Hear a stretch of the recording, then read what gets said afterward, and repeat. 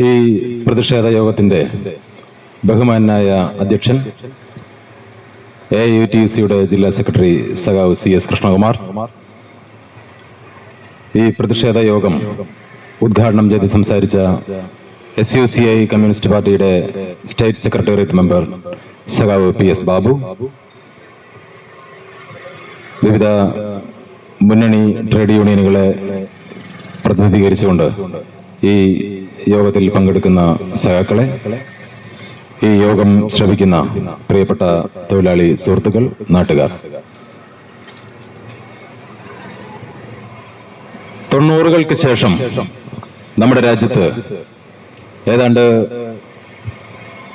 1/4 സെഞ്ചുറിയോളം പണിമുടക്കുകൾ നടന്നു കഴിഞ്ഞു. ലേബർ കോഡുകൾ കൊണ്ടുവന്ന 2020-കൾക്ക് ശേഷം 6ാമത്തെ പൊതു പണിമുടക്കാണ് നടക്കുന്നതെന്ന് ജില്ലാ സെക്രട്ടറി ഇവിടെ സൂചിപ്പിച്ചു. ഒരു വശത്ത് പണിമുടക്കുകൾ നടക്കുന്നതിനെ സംബന്ധിച്ചും അതിന്റെ ആവശ്യകതയെ സംബന്ധിച്ചും വിവിധ തൊഴിലാളി സംഘടനകൾ അതിന്റെ പ്രചാരണ പ്രവർത്തനങ്ങൾ ഏറ്റെടുക്കുമ്പോൾ തന്നെ പണിമുടക്കുകൾ അനാവശ്യമാണ് എന്ന് പറഞ്ഞു വെക്കുന്ന എതിർ പ്രചാരണങ്ങളും ഒരു വശത്ത് നടക്കുകയാണ്.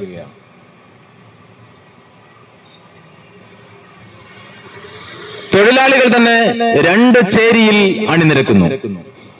ഞങ്ങൾ പണിമുടക്കിന് അനുകൂലമല്ല, ഞങ്ങൾ പണിമുടക്കിന് എതിരാണ് എന്ന് പറയുന്ന തൊഴിലാളികൾ. ആ തൊഴിലാളികളുടെ ശമ്പളം എത്രയാണെന്ന് നോക്കിയാൽ 15,000 രൂപ തികച്ചു കിട്ടാത്ത തൊഴിലാളിയാണ് പറയുന്നത് ഞങ്ങൾ പണിമുടക്കിന് അനുകൂലമല്ല, ഞങ്ങൾ അതിനെതിരാണ് എന്ന് പ്രസ്താവിക്കുന്നത്.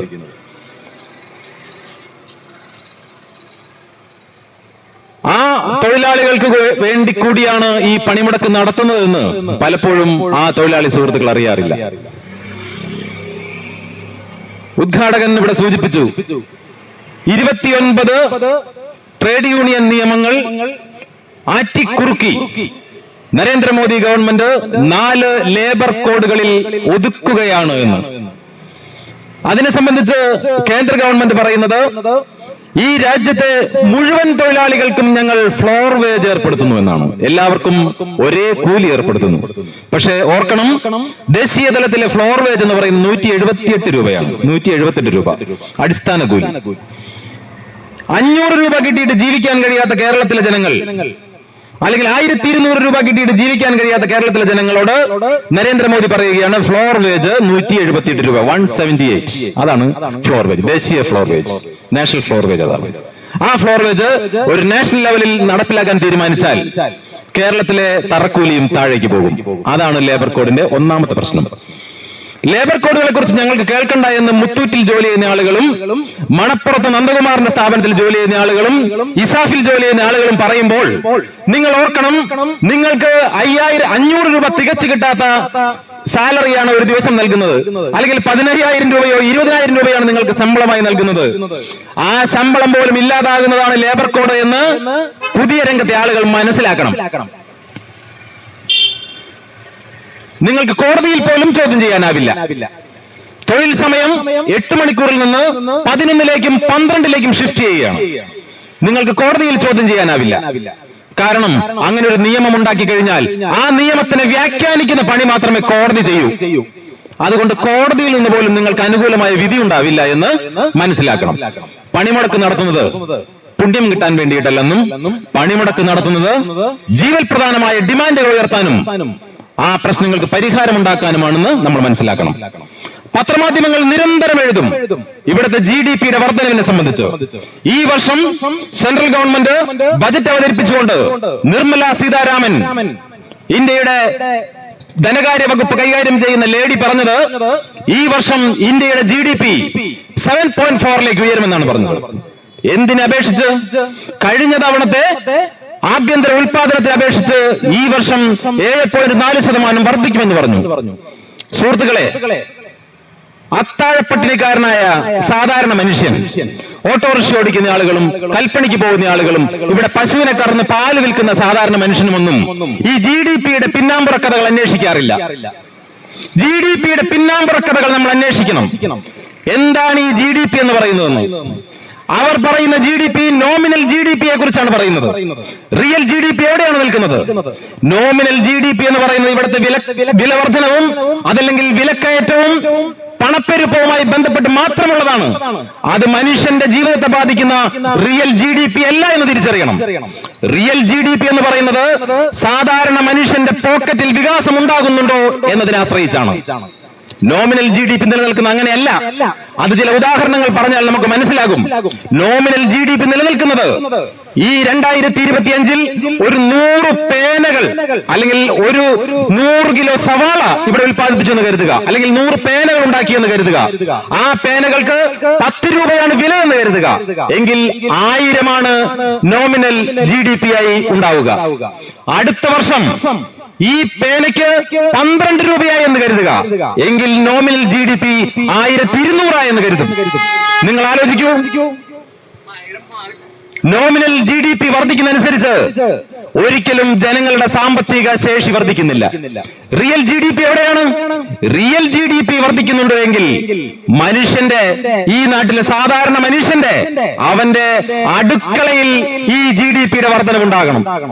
GDP വർദ്ധിച്ചതിനെ കുറിച്ച് രാജ്യത്ത് എല്ലാ ഭരണാധികാരികളും നിരന്തരമായി സംസാരിക്കുകയാണ്, നമ്മളോട് നിരന്തരമായി സംസാരിക്കുന്നത്. GDP-യുടെ വർധനവ് കൊണ്ട് ഈ രാജ്യത്തിലെ ജനങ്ങൾ രക്ഷപ്പെട്ടിട്ടില്ല. ഈ രാജ്യത്തിലെ ജനങ്ങളുടെ അടുക്കളയ്ക്ക് മിനുസമുണ്ടാകണം, അടുക്കളയ്ക്ക് മെച്ചമുണ്ടാകണം. ഈ രാജ്യത്തിലെ ജനങ്ങളുടെ പോക്കറ്റുകൾക്ക് കനമുണ്ടാകണം. എങ്കിലാണ് നിങ്ങൾ പറയുന്ന GDP-യുടെ വികാസം, GDP-യുടെ വികസനം, GDP-യുടെ ഗ്രോത്ത് ഈ നാട്ടിലെ ജനങ്ങൾക്ക് അനുഭവവേദ്യമാകൂ.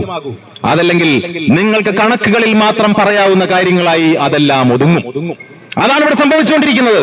അതുകൊണ്ടാണ് സാധാരണ മനുഷ്യർക്ക് 1200 രൂപ കിട്ടിയാലും വൈകുന്നേരമാകുമ്പോൾ നിങ്ങളുടെ പോക്കറ്റ് കാലിയായിരിക്കും.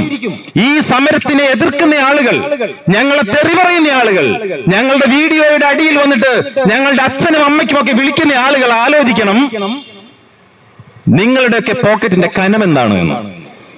നരേന്ദ്രമോദിയെ പിന്തുണയ്ക്കുന്ന ആളുകൾ BMS-ന്റെ പേരിൽ ഇന്ന് പണിമുടക്കിൽ പങ്കെടുക്കാതെ പണി ചെയ്തുകൊണ്ടിരിക്കുന്ന സുഹൃത്തുക്കൾ, അവരും ആലോചിക്കണം. നിങ്ങളുടെ കിടപ്പാടത്തിന്റെ ആധാരം പോലും പണയം വെക്കേണ്ടി വന്നില്ല നിങ്ങൾക്ക്. നിങ്ങളുടെ 2 വീലറിന്റെ ബുക്കും പേപ്പറും പോലും പണയം വെച്ചിട്ടല്ലേ നിങ്ങൾ നടക്കുന്നത്? അത് CIT-കാരനും AUTC-കാരനും അല്ലെങ്കിൽ കോൺഗ്രസ്സുകാരനും മാത്രമല്ല, BMS-കാരന്റെയും ഗതി തന്നെയാണ്. ബഹുഭൂരിപക്ഷം ആളുകൾ ഇപ്പോൾ പറയുകയാണ്, പൊതുമേഖലാ സ്ഥാപനങ്ങൾ വിറ്റഴിക്കപ്പെടട്ടെ, അത് സ്വകാര്യവൽക്കരിക്കട്ടെ എന്ന് പറയുകയാണ്. ഞങ്ങളൊന്ന് ചോദിക്കട്ടെ സുഹൃത്തുക്കളെ, കേരളത്തിലെ സ്വകാര്യ ആശുപത്രികളുടെ ഒരു ഉദാഹരണം മാത്രം എടുത്തു നോക്കാം. ആരോഗ്യരംഗത്ത് സർക്കാർ ആശുപത്രികൾ ഉള്ളതുപോലെ തന്നെ സ്വകാര്യ ആശുപത്രികളും ഇഷ്ടം പോലെയുണ്ട്. നിങ്ങൾ പറയുന്നു സ്വകാര്യവൽക്കരിക്കട്ടെ, കാര്യങ്ങൾ മെച്ചമാകുമെന്ന്. അങ്ങനെയാണെങ്കിൽ ഈ ആരോഗ്യരംഗത്ത് നടന്ന സ്വകാര്യവൽക്കരണം വഴി, അവിടുത്തെ സ്വകാര്യ ആശുപത്രികൾ വഴി നിങ്ങൾക്ക് എത്ര രൂപയുടെ സൗജന്യ ചികിത്സയാണ് അവർ തരുന്നത്? സ്വകാര്യവൽക്കരിച്ചാൽ നന്നാകുമെന്ന് നിങ്ങൾ പറയുമെങ്കിൽ സ്വകാര്യ ആശുപത്രികൾ ഇത്രയധികം ഉണ്ടായിട്ട് നിങ്ങളുടെ ചികിത്സ സൗജന്യമാക്കിയിട്ടുണ്ടോ? നിങ്ങളുടെ ചികിത്സ കുറഞ്ഞ ചിലവിൽ നടക്കുന്നുണ്ടോ? ഇല്ല. ഇനി നിങ്ങൾ നോക്കൂ, ഈ രാജ്യത്ത് സ്വകാര്യ സ്ഥാപനങ്ങളാണ് ചെറുകിട സാധനങ്ങളുടെ കച്ചവടം, പലവ്യഞ്ജനങ്ങളുടെ കച്ചവടം നടത്തുന്ന എല്ലാ ചെറുകിട ശാലകളും സ്വകാര്യ വ്യക്തികളുടേതാണ്. നിങ്ങളുടെ അരിക്ക് വില കുറഞ്ഞു. നിങ്ങൾക്ക് കുറഞ്ഞ വിലയ്ക്ക് അരി കിട്ടണമെങ്കിൽ, അത് ഇത്തിരി മോശമാണെങ്കിലും സപ്ലൈകോയിൽ പോയാലേ 35 രൂപയ്ക്കോ 30 രൂപയ്ക്കോ അരി കിട്ടൂ. സ്വകാര്യ സ്ഥാപനത്തിൽ നിങ്ങൾക്ക് അരി കിട്ടണമെങ്കിൽ 60-70 രൂപ കൊടുക്കേണ്ടി വരും. അപ്പൊ നിങ്ങൾ എന്ത് കണ്ടിട്ടാണ്, എന്ത് അനുഭവത്തിന്റെ അടിസ്ഥാനത്തിലാണ് ഈ സ്വകാര്യവൽക്കരണം വന്നാൽ വില കുറഞ്ഞു കിട്ടും എന്ന് പറയുന്നത്? ഇവിടെ കാണുന്ന ഈ BSNL ഓഫീസ്, ഇതിനെ കുറിച്ചാണല്ലോ നിങ്ങളുടെ പഴങ്കഥ. നിങ്ങൾ പാടി പറഞ്ഞ് പഴകിയ പഴങ്കഥ.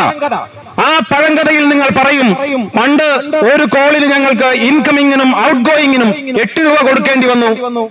ശരി, ആ കാലഘട്ടത്തിൽ അങ്ങനെ സംഭവിച്ചുവെങ്കിൽ ഇപ്പൊ എന്താണ് നടക്കുന്നത്? 300 രൂപയോ 350 രൂപയോ ഇല്ലാതെ 28 ദിവസത്തേക്കും 24 ദിവസത്തേക്കും നിങ്ങൾക്ക് ചാർജ് ചെയ്യാൻ പറ്റുമോ? ഇത്രയധികം കമ്പനികളുണ്ടല്ലോ, എന്താ വില കുറയാത്തത്? അതുകൊണ്ട് സ്വകാര്യവൽക്കരണം വില കുറയ്ക്കില്ല. സ്വകാര്യവൽക്കരണം ഒരു തരത്തിലുള്ള ആനുകൂല്യങ്ങളും മനുഷ്യന് നൽകില്ല. കാരണം സ്വകാര്യ മുതലാളിമാർ ലാഭത്തിന്റെ അടിസ്ഥാനത്തിൽ പ്രവർത്തിക്കുന്ന സംവിധാനത്തിന്റെ ആളുകളാണ്. അവിടെ സാമൂഹ്യ നന്മയില്ല, അവിടെ സ്നേഹമില്ല, അവിടെ നീതിയില്ല, അവിടെ ധാർമ്മികതയില്ല, അവിടെ സമത്വവുമില്ല. അതുകൊണ്ട് ഈ പണിമുടക്ക് നടത്തുമ്പോൾ നമ്മൾ ആലോചിക്കേണ്ടത്, എന്തിനാണ് ഈ പണിമുടക്കുകൾ നടത്തുന്നത്? ഈ പണിമുടക്കുകൾ ആർക്ക് വേണ്ടിയാണ് നടത്തുന്നത്? ഈ പണിമുടക്കിൽ പങ്കെടുക്കേണ്ടതിന്റെ ആവശ്യകത എന്താണ്? നമ്മൾ ആലോചിക്കണം. ഈ പണിമുടക്ക് നടക്കുമ്പോൾ ഏതാണ്ട് 13ലധികം ഡിമാൻഡുകൾ കേന്ദ്ര സർക്കാരിനോട് ട്രേഡ് യൂണിയനുകൾ ആവശ്യപ്പെട്ടിട്ടുണ്ട്, ഡിമാൻഡുകൾ മുന്നോട്ട് വെച്ചിട്ടുണ്ട്. അതിൽ ഏറ്റവും സുപ്രധാനമായ ഒരു ഡിമാൻഡാണ് ബഹുമാനായ ഉദ്ഘാടകൻ സൂചിപ്പിച്ച ലേബർ കോഡുകൾ. മറ്റൊന്ന് വൈദ്യുതി നിയമ ഭേദഗതി 2025, അത് നടപ്പിലാക്കരുത്, തള്ളിക്കളയണം എന്നുള്ളതാണ് ഏറ്റവും പ്രധാനപ്പെട്ട മറ്റൊരു ഡിമാൻഡ്. ഇന്ത്യയിലെ മുഴുവൻ കർഷകരെയും ബാധിക്കുന്ന, ഇന്ത്യയിലെ സാധാരണ മനുഷ്യനെ ബാധിക്കുന്ന ഒരു ഏറ്റവും പ്രധാനപ്പെട്ട ഒരു നിയമനിർമ്മാണം നടക്കുകയാണ് രാജ്യത്ത്. ഒരു മനുഷ്യനോട് പോലും ചോദിക്കാതെ, ഒരു ട്രേഡ് യൂണിയനോട് പോലും ചോദിക്കാതെ, എവിടെയും അധികാര കേന്ദ്രങ്ങളിലെങ്ങും ചർച്ച ചെയ്യാതെ ഇത് നടപ്പിലാക്കുകയാണ്. ജനങ്ങളുടെയും ട്രേഡ് യൂണിയന്റെയും പ്രതിഷേധങ്ങൾ ഉണ്ടായി വന്നപ്പോ 1 മാസം സമയം തരാം ചർച്ച ചെയ്യാൻ. എത്രയും വേഗം മറുപടി തരണം. എന്താ മറുപടി? മറുപടി എന്തു തന്നെയായാലും ഞങ്ങൾ നടപ്പിലാക്കുമെന്ന് പറയുകയാണ്. മറുപടികളൊക്കെ എതിരായിരുന്നു. ഈ നിയമം നടപ്പിലാക്കരുത് എന്ന് തന്നെയാണ് പറഞ്ഞത്. പക്ഷേ ആ നിയമം നടപ്പിലാക്കാനുള്ള നീക്കങ്ങൾ ദ്രുതഗതിയിൽ നടക്കുകയാണ്. ആ നിയമത്തിന്റെ ഉള്ളടക്കം എന്താണ്? ഈ രാജ്യത്തിലെ സാധാരണ മനുഷ്യന് കിട്ടിക്കൊണ്ടിരുന്ന സർവമാന സബ്സിഡികളും എടുത്തു കളയുകയാണ്. 2.5 രൂപയ്ക്കോ 3.5 രൂപയ്ക്കോ നിങ്ങൾക്ക് വൈദ്യുതി കിട്ടിക്കൊണ്ടിരുന്നത് ഇനി 5ലേക്കും 6ലേക്കും 7ലേക്കും ഒക്കെ മാറുകയാണ്. കാരണം സ്വകാര്യ വിതരണക്കാർ, പ്രൈവറ്റ് വിതരണക്കാർ ഡിസ്ട്രിബ്യൂഷൻ രംഗം ഒന്നാകെ ഏറ്റെടുക്കുകയാണ്. അതിനുള്ള ഉള്ളടക്കമാണ് ഇതിനകത്ത്. സ്മാർട്ട് മീറ്ററുകൾ കൊണ്ടുവരുന്നു. സ്മാർട്ട് മീറ്ററുകൾ നടപ്പിലാക്കുന്നത് എന്തിനാണ്? നിങ്ങൾ ഉപയോഗിക്കുന്നതിന് മുൻപേ നിങ്ങളുടെ പോക്കറ്റിലെ പണം എടുക്കുക. അത് മാത്രമേ അതിന് ഉദ്ദേശമുള്ളൂ. അതൊരു ഡെവലപ്മെന്റ് അല്ല. ഡെവലപ്മെന്റ് ആണെന്ന് ആളുകൾ പറയും, പ്രോഗ്രസ് ആണെന്ന് ആളുകൾ പറയും. യഥാർത്ഥത്തിൽ അത് ആളുകളെ കൊള്ളയടിക്കാനുള്ള ഒരു സാധനമാണ്. അത് കേന്ദ്ര ഗവൺമെന്റിന്റെ ഈ വൈദ്യുതി നിയമ ഭേദഗതികളുടെ ഭാഗമായി തന്നെയാണ് രാജ്യത്തെ ആകമാനം വരുന്നത്. കേരളവും അതിന് പുറത്തല്ല. കേരളവും അത് അംഗീകരിച്ച് അങ്ങ് നടപ്പിലാക്കുകയാണ്. പറയുമ്പോൾ പേരുകളിൽ ചില വ്യത്യാസങ്ങളൊക്കെ പറയും. ടോട്ടക്സ് എന്നും കാപെക്സ് എന്നും ഒക്കെ വ്യത്യാസങ്ങൾ പറയുമെങ്കിലും ഉള്ളടക്കം ഒന്ന് തന്നെയാണ്. സാധാരണ മനുഷ്യന്റെ പോക്കറ്റിലുള്ള പണം ഞങ്ങളുടെ അക്കൗണ്ടിലേക്ക് എങ്ങനെ വരുത്താമെന്നാണ് ഇന്ത്യയിലും ലോകത്തിലെ എല്ലായിടങ്ങളിലെയും മുതലാളിമാർ ആലോചിക്കുന്നത്. ഇത് നമ്മൾ ആലോചിക്കണം. ലോകത്തെ എല്ലാ ധനകാര്യ ഏജൻസികളും രാജ്യത്തിലെ വികസനത്തെ കുറിച്ച് പറയും. പ്രത്യേകിച്ച് മുഡീസ് പോലുള്ള, ഗോൾഡൻ സാക്സ് പോലുള്ള ധനകാര്യ ഏജൻസികൾ പറയുന്നത് ഇവിടെ ഇനിയും GDP വർദ്ധിക്കും, ഇനിയും സാമ്പത്തിക വളർച്ചയുണ്ടാകും എന്ന് നിരന്തരം പറയുകയാണ്. പക്ഷേ നമ്മൾ നോക്കേണ്ടത് നമ്മുടെ പോക്കറ്റിലേക്കാണ്. നമ്മൾ നോക്കേണ്ടത് നമ്മുടെ സഹോദരന്റെ പോക്കറ്റിലേക്കാണ്. നമ്മൾ നോക്കേണ്ടത് നമ്മുടെ അടുക്കളയിലേക്കാണ്. ലോണുകളിൽ മുങ്ങി മരിക്കുകയാണ് മനുഷ്യൻ. ബാങ്കുകളിൽ കോടിക്കണക്കിന് രൂപ കുന്നുകൂടുന്നു. സുഹൃത്തുക്കളെ, നമ്മൾ പരിശോധന നടത്തി കഴിഞ്ഞാൽ നമുക്കൊരു കാര്യം ബോധ്യപ്പെടും. നമ്മുടെ രാജ്യത്ത് കുന്നുകൂടുന്ന പണം, കുന്നുകൂടുന്ന സമ്പാദ്യം, ഇതെല്ലാം ഒരു പ്രത്യേക പോക്കറ്റുകളിൽ പോയി അവസാനിക്കുകയാണ്. ഒരു പ്രത്യേക കൈകളിലേക്കാണ് പോകുന്നത്. ഇത് വിതരണം ചെയ്യപ്പെടുന്നില്ല. അതെന്തുകൊണ്ട് എന്നുള്ള ചോദ്യമാണ് ഈ പണിമുടക്ക് ഉയർത്തുന്നത്. ഈ പണിമുടക്ക് മനുഷ്യന്റെ ജീവിതത്തെ ബാധിക്കുന്ന അടിസ്ഥാന വിഷയങ്ങളാണ് ചർച്ച ചെയ്യുന്നത്. അല്ലാതെ ഒരു സുഖം കിട്ടാൻ വേണ്ടി ഒരു നേർച്ച നേർന്നത് പോലെ എല്ലാ വർഷവും ആണ്ട് നേർച്ച എന്നാണ് പരിഹാസികൾ പറയുന്നത്. പണിമുടക്കിനെ സംബന്ധിച്ച് ആണ്ട് നേർച്ചയല്ല, ഇതൊരു പോരാട്ടമാണ്. നരേന്ദ്രമോദിയുടെ ലേബർ കോഡുകളെല്ലാം എവിടെയും മുഴങ്ങേണ്ടത്. നമ്മൾ ഉയർത്തുന്ന മുദ്രാവാക്യങ്ങളാണ് അധികാരത്തിന്റെ കോട്ടകൊത്തളങ്ങളെ വിറപ്പിക്കുന്ന വിധത്തിൽ ഈ തെരുവുകളിൽ മുഴങ്ങേണ്ടത്. അതിനുള്ള അവസരമാണ് ഈ പണിമുടക്ക്. ഈ പണിമുടക്ക് കൊണ്ട് കാര്യങ്ങൾ തീരില്ല. ഈ പണിമുടക്കോട് അവസാനിക്കുകയുമില്ല. ഈ പണിമുടക്കുകൾ രാജ്യത്തിലെ തൊഴിലാളികളുടെ മുന്നേറ്റങ്ങൾക്ക് ശക്തി പകരുന്ന, ഊർജം പകരുന്ന ഏറ്റവും മനോഹരമായിട്ടുള്ള ആയുധങ്ങളാണ് ഇതെല്ലാം.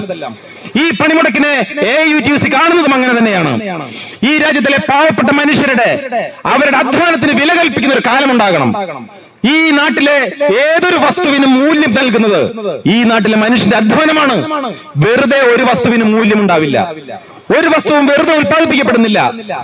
ഒരു മിഷനും വെറുതെ പ്രവർത്തിക്കില്ല. AI പ്രവർത്തിക്കണമെങ്കിൽ പോലും മനുഷ്യന്റെ തലച്ചോറ് ആവശ്യമുണ്ട്. മനുഷ്യന്റെ തലച്ചോറിന്റെയും കായികമായ ശേഷിയുടെയും നെറ്റ് റിസൾട്ടാണ് ഏതൊരു വസ്തുവിന്റെ ഉൽപാദനം. ആ ഉൽപാദനത്തിൽ ഏർപ്പെടുന്ന തൊഴിലാളികൾക്ക് ആ ഉൽപാദിപ്പിക്കുന്ന വസ്തുവിന് തത്തുല്യമായ മൂല്യം അവന് കിട്ടണം. അവനങ്ങനെ കിട്ടാത്തത് കൊണ്ടാണ് ഈ നാട്ടിൽ ദാരിദ്ര്യം ഉണ്ടാകുന്നത്. മാർക്സിയൻ ഫിലോസഫി, മാർക്സിസ്റ്റ് തത്വം എന്താ? ഈ മനുഷ്യന്റെ പ്രശ്നങ്ങളെ സംബന്ധിച്ച് ലോകത്താകമാനം ഈ നിരീക്ഷണം മുന്നോട്ട് വെച്ചിട്ടുണ്ട്. ഈ നിരീക്ഷണങ്ങൾ മനസ്സിലാക്കാനും ചർച്ച ചെയ്യാനുമുള്ള വേദികളാണ് ട്രേഡ് യൂണിയൻ പ്രവർത്തകർ ഉണ്ടാക്കി കൊടുക്കേണ്ടത് തൊഴിലാളികൾക്ക്. പകരം ട്രേഡ് യൂണിയൻ തന്നെ തൊഴിലാളികളെ ആക്രമിക്കുന്ന നയങ്ങൾ ഉണ്ടാക്കിയാലോ? അതും ഇവിടെ നടക്കുകയാണ്. സഖാവ് രാജീവൻ സൂചിപ്പിച്ചു സ്വിഫ്റ്റിന്റെ കാര്യം. സ്വിഫ്റ്റിനെ കുറിച്ച് പറയാതെ ഈ പണിമുടക്ക് പൂർത്തിയാവില്ല. ആശാപ്രവർത്തകരുടെ സമരത്തെ കുറിച്ച് പറയാതെ ഈ സമരം പൂർത്തിയാവില്ല. KSEBയിലെ സ്വകാര്യവൽക്കരണത്തെ കുറിച്ച് പറയാതെ ഈ സമരം പൂർത്തിയാവില്ല. KSRTCയിൽ വർഷങ്ങളായി നിയമനം നടത്താത്തതിനെ കുറിച്ച് പറയാതെ ഈ സമരം പൂർത്തിയാവില്ല. അങ്ങനെ ഈ സമരം പൂർത്തിയാകും. എന്തുകൊണ്ടാണ് അങ്ങനെ പറയേണ്ടി വരുന്നത്? ഇടത് രാഷ്ട്രീയം എന്ന് പറയുന്നത് വലത് രാഷ്ട്രീയമല്ല. വലതും ഇടതും വേറെ ആയതുകൊണ്ടാണ് രണ്ടിനെയും ലെഫ്റ്റും റൈറ്റും എന്ന് പറയുന്നത്. അല്ലെങ്കിൽ എല്ലാറ്റിനെയും കൂടെ ഒന്ന് പറഞ്ഞാൽ മതി. രണ്ടിനും വ്യത്യാസമുണ്ട്. എന്താണ് ഈ വ്യത്യാസം? ഇടത് രാഷ്ട്രീയം എന്ന് പറയുന്നത് സമരത്തിന്റെ രാഷ്ട്രീയമാണ്, പോരാട്ടത്തിന്റെ രാഷ്ട്രീയമാണ്. അത് തൊഴിലാളി വർഗം മുന്നോട്ട് വയ്ക്കുന്ന പുരോഗമനത്തിന്റെ രാഷ്ട്രീയമാണ്, പ്രോഗ്രസിന്റെ രാഷ്ട്രീയമാണ് ലെഫ്റ്റ് പൊളിറ്റിക്സ് എന്ന് പറയുന്നത്. അത് ഒത്തുതീർപ്പിന്റെ രാഷ്ട്രീയമല്ല, കൂട്ടിക്കൊടുപ്പിന്റെ രാഷ്ട്രീയമല്ല. അത് പുരോഗതിയുടെ, മാറ്റത്തിന്റെ, വിപ്ലവത്തിന്റെ രാഷ്ട്രീയമാണ് ഇടതുപക്ഷ രാഷ്ട്രീയം എന്ന് പറയുന്നത്. ആ ഇടതുപക്ഷ രാഷ്ട്രീയത്തിൽ സമരത്തിനാണ് പ്രാധാന്യം. എന്തിനുള്ള സമരം? മുതലാളി വർഗത്തിനെതിരെ തൊഴിലാളി വർഗം നടത്തുന്ന സമരം, വർഗങ്ങൾ തമ്മിലുള്ള സമരം, വർഗ സമരത്തിന്റെ പോരാട്ടമാണ് ഇടതുപക്ഷം മുന്നോട്ട് വയ്ക്കുന്നത്, കമ്മ്യൂണിസ്റ്റുകൾ മുന്നോട്ട് വയ്ക്കുന്നത്. പക്ഷേ ദൗർഭാഗ്യവശാൽ കേരളത്തിൽ മാതൃഭൂമി പോലുള്ള ഒരു വലിയ പത്രത്തിന് കഴിഞ്ഞ വർഷം എഴുതേണ്ടി വന്നു. സമരങ്ങൾ അസ്തമിച്ച കേരളത്തിനെ സംബന്ധിച്ച് ഫീച്ചറുകൾ പ്രത്യക്ഷപ്പെട്ടു കേരളത്തിലെ മാധ്യമങ്ങളിൽ. സമരങ്ങൾ അസ്തമിച്ച കേരളത്തെ സംബന്ധിച്ച്. ആ സമരങ്ങൾ അസ്തമിച്ചത് കൊണ്ടാണ് കേരളത്തിന് രണ്ട് തവണ ഈസ് ഓഫ് ഡൂയിങ് ബിസിനസിന്റെ പേരിൽ BJP സർക്കാരിന്റെ 1ാം സമ്മാനം ലഭിച്ചത്. ഇന്ത്യയിൽ BJP ഭരിക്കുന്ന സംസ്ഥാനങ്ങൾക്കൊന്നുമല്ല ഈസ് ഓഫ് ഡൂയിങ് ബിസിനസിനെ അടിസ്ഥാനമാക്കിയുള്ള സമ്മാനം ലഭിച്ചത്. അത് കേരളത്തിന് ലഭിച്ചു എന്നുള്ളതാണ് ഏറ്റവും വലിയ രസം. എങ്ങനെ ലഭിച്ചു? ലഭിച്ചതിന്റെ കാരണമൊന്നുമല്ല. ഒന്ന്, ലേബർ കോഡുകൾ രൂപീകരിച്ച് ചട്ടമുണ്ടാക്കാൻ സംസ്ഥാനങ്ങളോട് ആവശ്യപ്പെട്ടപ്പോൾ ഏറ്റവും ആദ്യം ചട്ടം നിർമ്മിച്ചു നൽകിയത് കേരളമാണ്. എന്നിട്ട് ഇവിടെ സമരം നടത്തുകയാണ്. വിഴിഞ്ഞം തുറമുഖം ഉൾപ്പെടെയുള്ള എല്ലാ മേഖലകളിലേക്കും സ്വകാര്യ കമ്പനികൾക്ക് കടന്നു കയറാനുള്ള എല്ലാ അവസരങ്ങളും ഉണ്ടാക്കി കൊടുക്കുകയാണ്. സ്വിഫ്റ്റിൽ 800 രൂപ തികച്ചു കൊടുക്കില്ല. പോകാൻ പറഞ്ഞാൽ അപ്പ പൊക്കോണം. ആ നിലയ്ക്കാണ് സ്വിഫ്റ്റ് ഓടിച്ചുകൊണ്ടിരിക്കുന്നത്. ഒരു നിയമനം പോലും നടത്തില്ല. കേരളത്തിൽ KSEBയിൽ 780ഓളം സെക്ഷൻ ഓഫീസുകളുണ്ട്. എല്ലാ സെക്ഷൻ ഓഫീസുകളിലും 5ഉം 6ഉം താൽക്കാലിക ജീവനക്കാരെ വെച്ചിരിക്കുകയാണ്. സ്ഥിരം ജീവനക്കാരന്റെ പകുതി ശമ്പളം പോലും കൊടുക്കില്ല, ഒരു ആനുകൂല്യങ്ങളും കൊടുക്കണ്ട. കോടതി തന്നെ എത്രയോ തവണ ആവശ്യപ്പെട്ടു, സ്ഥിരം നിയമനം നടത്തൂ, ഒഴിവുകൾ റിപ്പോർട്ട് ചെയ്യൂ. ആരും റിപ്പോർട്ട് ചെയ്യില്ല. രാജീവൻ സൂചിപ്പിച്ച് 32,500 ജീവനക്കാരുണ്ടായിരുന്നു 2010 അപേക്ഷിച്ച്. ഇപ്പോ 25,000-ൽ താഴെയായിരിക്കുന്ന ജീവനക്കാർ 15 വർഷത്തിന് ശേഷം. കൺസ്യൂമേഴ്സിന്റെ എണ്ണം 1.5 കോടിയിലേക്ക് എത്തി. ഇത് തന്നെയാണ് കേരളത്തിലെ എല്ലാ ഗവൺമെന്റ് സെക്ടറിലും ഉള്ളത്. പഞ്ചായത്തിലും വില്ലേജിലും സിവിൽ സ്റ്റേഷനുകളിലെ സമസ്ത വകുപ്പുകളിലും ഇത് തന്നെയാണ്. ഈ അടുത്തിടെ നമ്മൾ കണ്ടില്ല ടെക്നിക്കൽ അസിസ്റ്റന്റ് നിയമനങ്ങൾ. കാലങ്ങളായി അധികാരത്തിലിരിക്കുന്ന ഓരോ രാഷ്ട്രീയ പാർട്ടികളും, അത് കോൺഗ്രസ് ആണെങ്കിലും LDF ആണെങ്കിലും UDF ആണെങ്കിലും ഒക്കെ അവരവർക്ക് ഇഷ്ടപ്പെട്ട ആളുകളെ താൽക്കാലികമായി നിയമിക്കുകയാണ്. എന്നിട്ട് കുറച്ചു കാലം കഴിയുമ്പോൾ അവരെ അങ്ങ് സ്ഥിരപ്പെടുത്തുന്നു. അവരുടെ ആളുകൾ അവർക്ക് പ്രകടനം നടത്താനുള്ള ആളുകളെ സംഘടിപ്പിക്കുന്നു. കോപ്പറേറ്റീവ് ബാങ്കുകൾ ഇത് തന്നെയാണ് സ്ഥിതി. ഇവിടെ എന്ത് ലെഫ്റ്റ് പൊളിറ്റിക്സ് ആണ് നടക്കുന്നത്? വലതുപക്ഷക്കാർ ഇങ്ങനെയാണ് എന്ന് നമ്മൾ മുദ്ര കുത്തിയിരിക്കുകയാണ്. അവരങ്ങനെയാണ്. ഇടതുപക്ഷവും അങ്ങനെ ആയാലോ? ആ ഇടതുപക്ഷം എന്ന വാക്കിന് അർത്ഥമുണ്ടാവണ്ടേ? എങ്കിലേ നമുക്ക് BJPയെ ചോദ്യം ചെയ്യാനാവൂ. എന്നിട്ട് ആശാപ്രവർത്തകരെ അവരുടെ സമരത്തെ പിന്തുണച്ചു എന്നുള്ളത് കൊണ്ട് AUTUCയുടെ നേതാക്കളെ പൊതുയോഗങ്ങളിൽ നിന്ന്, സംയുക്ത മീറ്റിംഗുകളിൽ നിന്ന് മാറ്റി നിർത്തുക. തൊഴിലാളികളുടെ ഐക്യം സൃഷ്ടിക്കാൻ ശ്രമിക്കുന്ന ആളുകൾ ഒരു ട്രേഡ് യൂണിയൻ തൊഴിലാളികളുടെ സമരത്തിന് പിന്തുണച്ചു എന്നുള്ള കാരണത്താൽ സംയുക്ത വേദിയിൽ നിന്ന് മാറ്റി നിർത്തുകയാണ്. എങ്ങനെയുണ്ട് കാര്യങ്ങൾ? അതാണ് ഞങ്ങൾ ചോദിച്ചത്. നിങ്ങൾ ഉയർത്തുന്നത് എന്ത് ഇടതുപക്ഷ രാഷ്ട്രീയമാണ്? ഞങ്ങൾക്ക് മനസ്സിലാകാത്തതുകൊണ്ട് ചോദിക്കുകയാണ്. നിങ്ങൾ മനസ്സിലാക്കിയ ഇടതുപക്ഷ രാഷ്ട്രീയം ഇതാണോ? എന്നിട്ട് വേദിയിൽ കയറുന്ന ഒരു മന്ത്രി പറയുകയാണ് അദാനി ഞങ്ങളുടെ പാർട്ട്ണറാണ് എന്ന്. നിങ്ങൾക്ക് എങ്ങനെ പറയാൻ കഴിയുന്നു അദാനി നിങ്ങളുടെ പാർട്ട്ണറാണോ എന്ന്? ഈ രാജ്യത്തിലെ ബഹുഭൂരിപക്ഷം തൊഴിലാളികളെയും ചൂഷണം ചെയ്യുന്ന, ഈ രാജ്യത്തിലെ അവിഹിത മാർഗങ്ങൾ ഉപയോഗിച്ച്, അധികാരത്തിന്റെ പിൻബലം ഉപയോഗിച്ച് തൊഴിലാളികളുടെ തലയിൽ രഥമുരുട്ടുന്ന ഒരു മുതലാളി ഞങ്ങളുടെ പാർട്ട്ണറാണ് എന്ന് പറയുമ്പോൾ നിങ്ങൾ ഇടതുപക്ഷമല്ല, നിങ്ങൾ വലതുപക്ഷത്തിന്റെ വലത്തിയറ്റത്തിരിക്കുന്ന തൊഴിലാളി വഞ്ചകരാണ് എന്ന് ഞങ്ങൾക്ക് പറയേണ്ടി വരും. നിങ്ങളെ തുറന്നു കാണിക്കാതെ ഈ രാജ്യത്തിൽ നരേന്ദ്രമോദിക്കെതിരെയുള്ള ഒരു സമരവും വിജയിക്കില്ല. ഞങ്ങൾക്ക് ആഗ്രഹമുണ്ടായിട്ടില്ല നിങ്ങൾക്കെതിരെ പറയാൻ, പക്ഷേ നിവർത്തികേട് കൊണ്ട് ഞങ്ങൾ പറയുകയാണ്. BMS-കാരായ സുഹൃത്തുക്കളോട് ഞങ്ങൾക്ക് ചോദിക്കാനുള്ളത്, പ്രിയപ്പെട്ട സുഹൃത്തുക്കളെ, നിങ്ങൾ BMS-ൽ നിൽക്കുമ്പോൾ നിങ്ങളുടെ ആത്മാഭിമാനം പണയം വെക്കേണ്ടി വരികയാണ്.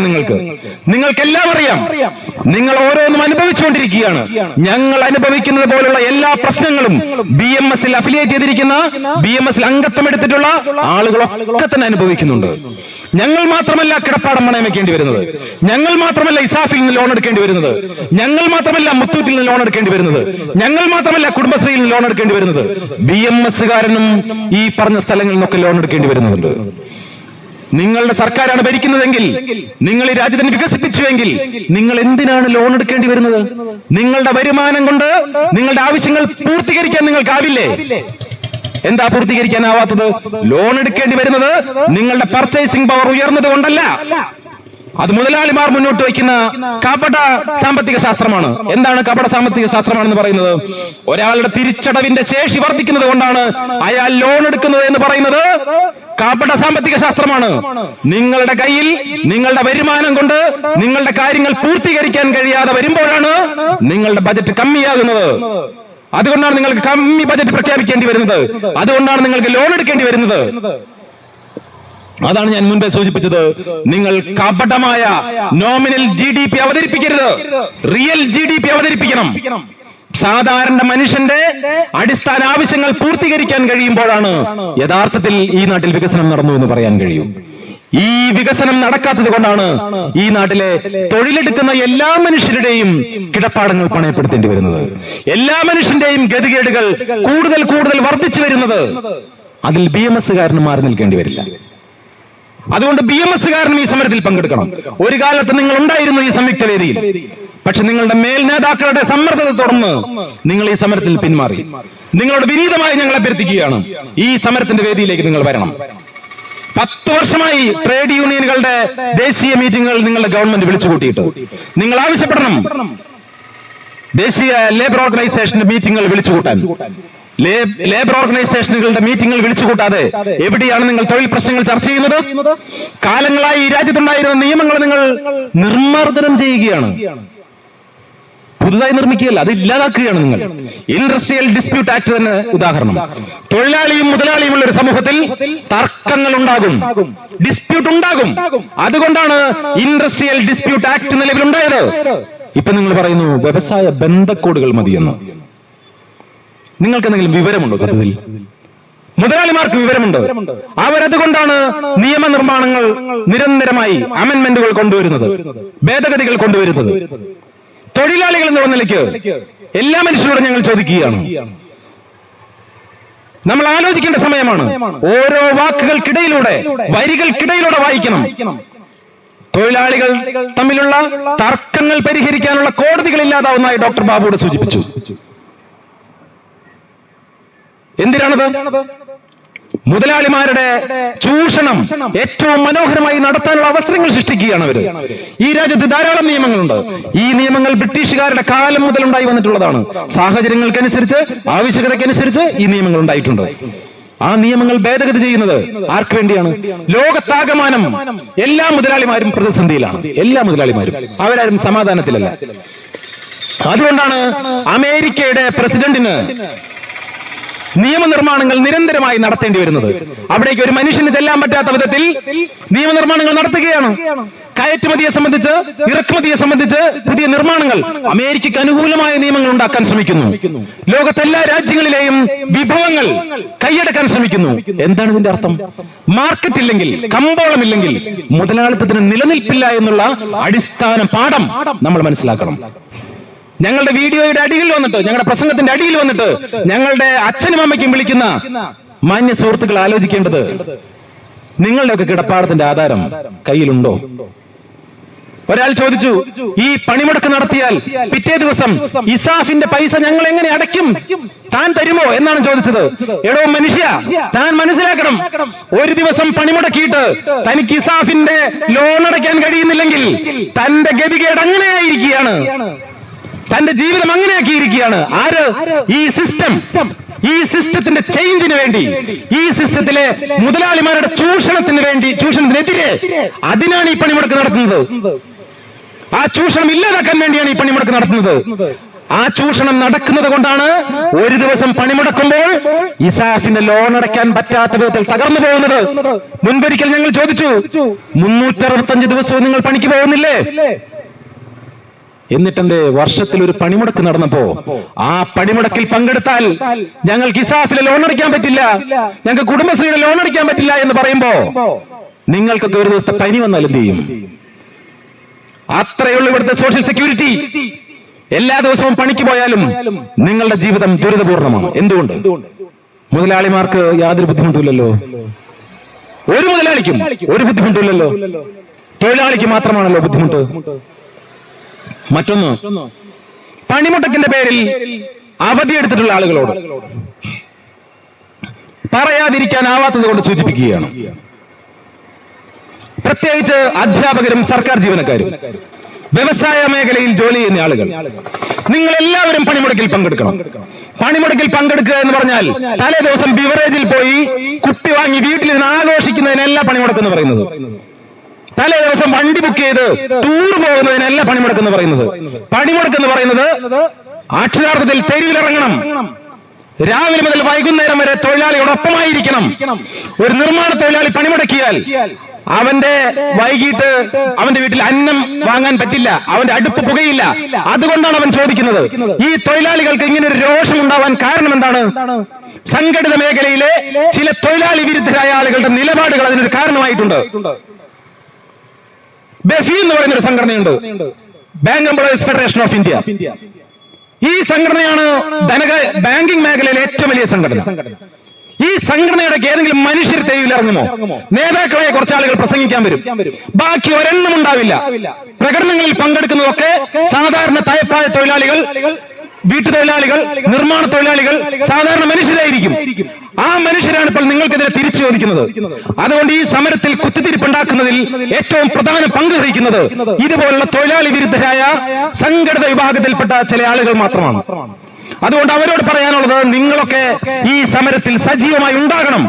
കാരണം നിങ്ങൾക്ക് കൂടി വേണ്ടിയിട്ടാണ് ഈ തൊഴിലാളികൾ സമരത്തിൽ ഇറങ്ങിയിട്ടുള്ളത്. മുൻപ് നമ്മൾ ബാങ്കിൽ ഒരു കാര്യത്തിന് വിളിച്ചാൽ, ഒരു ലോണിന് അപേക്ഷിച്ചാൽ നമ്മളിങ്ങനെ ക്യൂവിൽ നിൽക്കണം. 2 മണി കഴിഞ്ഞാൽ ബാങ്ക് അടയ്ക്കും. സാമ്പത്തിക ക്രയവിക്രയങ്ങൾ, ട്രാൻസാക്ഷൻസ് ഒന്നും നടക്കില്ല. പക്ഷേ ഇന്ന് 8 മണിയായാലും ബാങ്ക് ജീവനക്കാരൻ വീട്ടിൽ പോയില്ല. നിങ്ങളുടെ ടാർഗറ്റ് അച്ചീവ് ചെയ്യാതെ പോവാൻ അവിടുന്ന് കഴിയില്ല. അങ്ങനെ ഒരു ഗതികേട് ബാങ്കുകൾക്ക് ഉണ്ടായി വന്നു. ഏത് മേഖലയിലും ഇത് തന്നെ സംഭവിക്കുകയാണ്. അപ്പൊ ഈ പണിമുടക്കുകൾ പ്രഖ്യാപിക്കുമ്പോൾ അത് ഇവിടുത്തെ കൂലിത്തൊഴിലാളികളുടെ ആവശ്യങ്ങൾക്ക് വേണ്ടിയിട്ടുള്ള മാത്രം പണിമുടക്കാണെന്ന് ഒരുത്തരും വിചാരിക്കേണ്ടതില്ല. ഈ പണിമുടക്ക് ഈ രാജ്യത്തിലെ മുഴുവൻ അധ്വാനിക്കുന്ന, അത് തല കൊണ്ടായാലും ശരീരം കൊണ്ടായാലും അധ്വാനിക്കുന്ന ജനവിഭാഗങ്ങളുടെ മുഴുവൻ പണിമുടക്കാണ്. ഈ പണിമുടക്കിനെ ആസ്വാദ്യകരമാക്കേണ്ടത് അത് വിപ്ലവ മുദ്രാവാക്യങ്ങളുടെ, സമര മുദ്രാവാക്യങ്ങളുടെ, പ്രകമ്പനം കൊള്ളുന്ന മുദ്രാവാക്യങ്ങളുടെ വിളികളിലൂടെയാണ്, അത് തെരുവിൽ കിടന്ന് മുഴങ്ങുന്നതിലൂടെയാണ് ഈ സമരം ശക്തമാകുന്നത്. ഈ പണിമുടക്കിന്റെ വിജയത്തിന് അത് ഏറ്റവും ആവശ്യമാണ്. ചില ആളുകൾ ചോദിക്കും, കേരളത്തിൽ കഞ്ചിക്കോട് കഴിഞ്ഞ് അപ്പുറത്തേക്ക് പോയാൽ പിന്നെ പണിമുടക്കുണ്ടോ സഖാവേ? ഉണ്ട് മാഷേ. ഈ നാട്ടിലെ മാധ്യമങ്ങൾ പറയുന്ന വാർത്തകൾ മാത്രമാണ് മനുഷ്യൻ കാണുന്നത്. ഡോക്ടർ ബാബുവിടെ സൂചിപ്പിച്ചു, തൊഴിലാളി വർഗത്തിന്റെ കയ്യിൽ വലിയ മാധ്യമപ്പടയൊന്നുമില്ല. അവർക്ക് വിഷ്വൽ മീഡിയയും പ്രിന്റ് മീഡിയയും ഒക്കെ കുറവാണ്. പക്ഷേ രാജ്യത്ത് എല്ലാ സംസ്ഥാനങ്ങളിലും ഈ പണിമുടക്ക് ഓരോ ദിവസവും ശക്തിപ്പെട്ടു വരികയാണ്. അത് 2-3 ദിവസം നീണ്ടു നിൽക്കുന്ന സമരങ്ങൾ വരെ. കർഷകരുടെ സമരം നിങ്ങൾ ഓർക്കുന്നില്ലേ? മാസങ്ങളോളം തെരുവിൽ കിടന്ന കർഷകർ. കേരളത്തിലല്ലോ കർഷകർ സമരം ചെയ്തത്. നിങ്ങൾ പറയുന്ന സമരങ്ങളൊന്നുമില്ല എന്ന് പറയുന്ന ഉത്തരേന്ത്യൻ സംസ്ഥാനങ്ങളിൽ നിന്ന് തന്നെയല്ലേ ഈ കർഷകർ സമരരംഗത്തേക്ക് അണിനിരുന്നത്? ആ കർഷകരും അണിചേരുന്ന സമരമാണിത്. ഈ രാജ്യത്ത് എല്ലായിടങ്ങളിലും സമരം ശക്തിപ്പെട്ടു വരികയാണ്. പത്രങ്ങൾ എഴുതുന്നത് മാത്രമല്ല, വാട്സപ്പ് ദൈവങ്ങൾ പറയുന്നത് മാത്രമല്ല സത്യം. നമ്മുടെ യുക്തി ഉപയോഗിച്ച്, നമ്മുടെ ബോധം ഉപയോഗിച്ച് ഈ സമരങ്ങളെ പരിശോധിക്കാൻ നമ്മൾ തയ്യാറാകണം. അപ്പോൾ നമുക്ക് ബോധ്യപ്പെടും, സമരം മാത്രമാണ് പരിഹാരം. സമരം കൊണ്ട് മാത്രമേ ഈ രാജ്യത്തിലെ ജനങ്ങളുടെ ജീവിതാവസ്ഥയെ മെച്ചപ്പെടുത്താനാവൂ. ചരിത്രം അതാണ്. ലോകത്ത് എന്തെല്ലാം നന്മകൾ ഉണ്ടാക്കിയിട്ടുണ്ടോ, ലോകത്തിൽ എന്തെല്ലാം മാറ്റങ്ങൾ സൃഷ്ടിച്ചിട്ടുണ്ടോ, ആ മാറ്റങ്ങളൊക്കെ സമരത്തിന്റെ പരിണിത ഫലമാണ്. സമരത്തിന്റെ അനന്തരഫലം എന്ന് പറയുന്നത് അത് വിജയം തന്നെയാണ്. ആ വിജയം ആത്യന്തികമായി ഈ കാലഘട്ടത്തിൽ അത് തൊഴിലാളികളുടെ വിജയമായിരിക്കും. അതിനുള്ള പരിശ്രമങ്ങളുടെ ഭാഗമാണ് ഈ പണിമുടക്ക്. ഈ പണിമുടക്ക് ഒരു ദിവസം നടത്തിയാൽ പ്രശ്നങ്ങൾ മുഴുവൻ പരിഹരിച്ചു എന്നുള്ള യാതൊരു മൂഢമായ വിശ്വാസവും ഞങ്ങൾക്കില്ല. യാഥാർത്ഥ്യബോധത്തോടുകൂടി ഈ സമരത്തെ സമീപിക്കുന്നവരാണ് ഞങ്ങൾ. ഈ സമരം ചെറിയ ചെറിയ മാറ്റങ്ങൾ മനുഷ്യനെ സൃഷ്ടിക്കും. ഞങ്ങൾ പറയുന്നത് സത്യമാണ് എന്ന് കാലം തെളിയിക്കും. ഞങ്ങൾക്കെതിരെ സംസാരിക്കുന്നവർ ശത്രുപക്ഷത്തായിരുന്നു എന്ന് അതും കാലം തെളിയിക്കും.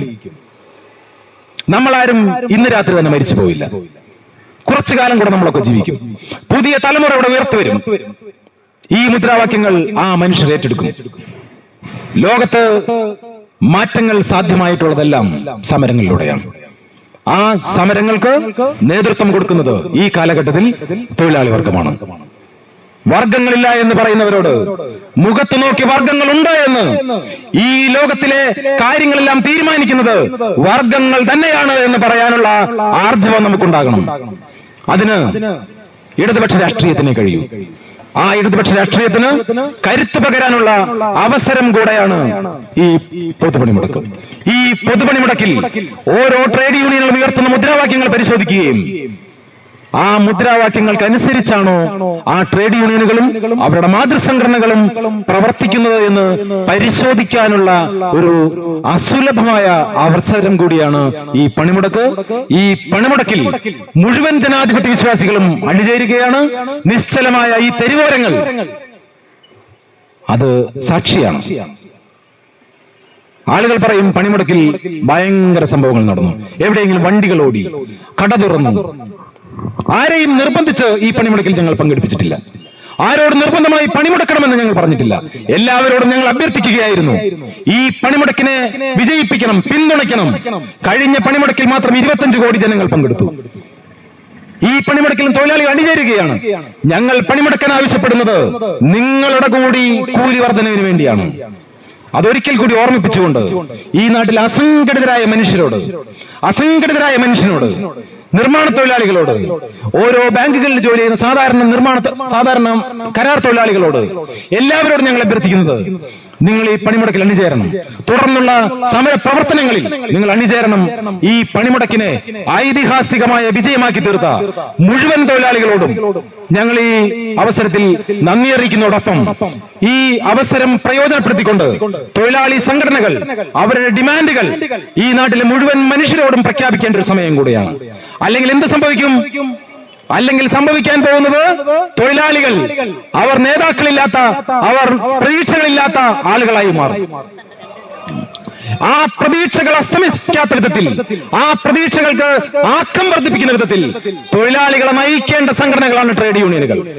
ആ ട്രേഡ് യൂണിയനുകൾ രാജ്യത്തിലെ ലേബർ കോഡുകൾക്കെതിരെ ഇന്ന് വ്യാപകമായ പ്രചാരണ പ്രവർത്തനങ്ങൾ ഏറ്റെടുത്ത് നടപ്പിലാക്കുമ്പോൾ സാധാരണ മനുഷ്യർ ആലോചിക്കണം, ലേബർ കോഡുകൾ കൊണ്ടുവരുന്നത് വഴി ഈ രാജ്യത്തിലെ തൊഴിലാളികളുടെ ജീവനും ജീവിതവുമാണ് ഇല്ലാതാവുന്നത്. നരേന്ദ്രമോദി സർക്കാർ 2019-ലും 2020-ലുമായി നടപ്പിലാക്കിയ ഈ ലേബർ കോഡുകൾ രാജ്യത്തെ ഏതെങ്കിലും സംസ്ഥാനത്ത് നടപ്പിലാക്കാതെ ഉണ്ടോ? അതും പരിശോധിക്കണം. ഇടതുപക്ഷം അവകാശപ്പെടുന്ന കേരളത്തിലും ലേബർ കോഡുകൾ നടപ്പിലാക്കിയിട്ടുണ്ട്. ലേബർ കോഡുകളുടെ ചട്ടം നടപ്പിലാക്കിയ സംസ്ഥാനങ്ങളിൽ ഒന്നാണ് കേരളം. അതും മറന്നുപോകരുത്. ലേബർ കോഡുകൾക്കെതിരെ സംസാരിക്കുമ്പോ ഞങ്ങൾ ഭരിക്കുന്ന സംസ്ഥാനത്ത് ഇത് ന്യായമായും ചെയ്യുന്നുണ്ടോ, ന്യായമായും ഇതിനെ എതിർക്കുന്നുണ്ടോ എന്ന് കൂടെ പരിശോധിക്കാനുള്ള ധാർമ്മിക ഉത്തരവാദിത്വം എല്ലാ ട്രേഡ് യൂണിയനുകൾക്കും ഉണ്ടാകുന്നത് നല്ലതാണ് എന്ന് ഒരിക്കൽ കൂടി ഓർമ്മപ്പെടുത്തിക്കൊണ്ട് ഈ പൊതുപണിമുടക്കിൽ പങ്കെടുക്കുന്ന മുഴുവൻ തൊഴിലാളികളെയും അഭിവാദ്യം ചെയ്തുകൊണ്ട് ഓൾ ഇന്ത്യ UTUC-യുടെ AIUTUC-യുടെ എല്ലാ അഭിവാദ്യങ്ങളും അറിയിച്ചുകൊണ്ട് ഞങ്ങൾ നിർത്തുകയാണ്. ഇൻകുലാബ് സിന്ദാബാദ്, AIUTUC സിന്ദാബാദ്.